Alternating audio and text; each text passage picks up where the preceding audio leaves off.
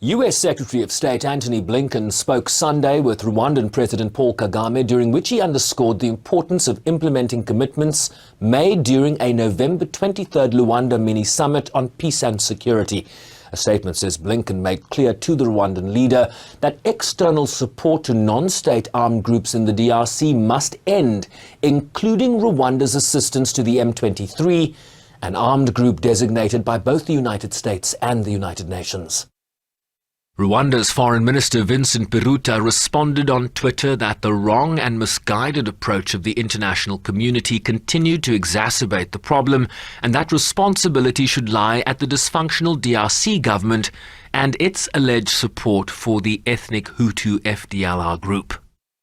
In the east and the North Kivu Province, our humanitarian colleagues tell us that civilians continue to bear the brunt of the conflict between the Congolese army and the M23 armed group. Since March of this year, the renewed clashes have displaced more than 390,000 people, mostly women and children. They are living with host families or in sites for displaced people across the territories of Rutshuru, Nyiragongo, Lubero, Masisi, and in the city of Goma as well.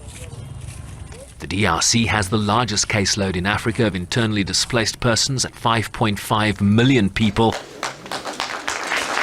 as the Nairobi-led inter-Congolese peace talks concluded on Monday. We are happy with the progress. We are not saying that we've completed everything, but we have managed to achieve some milestones in terms of specific issues that either will be undertaken by the government of the DRC and some other aspects that will be completed by some of the delegates that are here. In late November, the Security Council strongly condemned the resumption of attacks by the M23 and demanded the immediate cessation of hostilities and of any further advances by the M23 and its withdrawal from all occupied areas. For now, actually, those who committed that massacre are not here. And that's the reason why they're not part of the political process, right? Because since the beginning, they've been violating the resolutions that were taken since Nairobi 1. Because remember, we met at 11 o'clock on the 23rd of April of this year, and already at 3 p.m. they started the hostilities. Okay, so this is not new. That shows really that we are facing terrorists and violent groups that need to be dealt with by the region. The UN has also warned of a crisis of trust between its mission MONUSCO and the local population as a result of the increased insecurity wrought by the M23.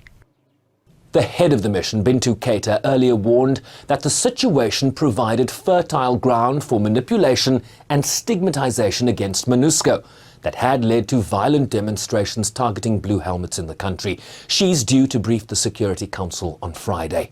Sherman Briceby's SABC News, New York.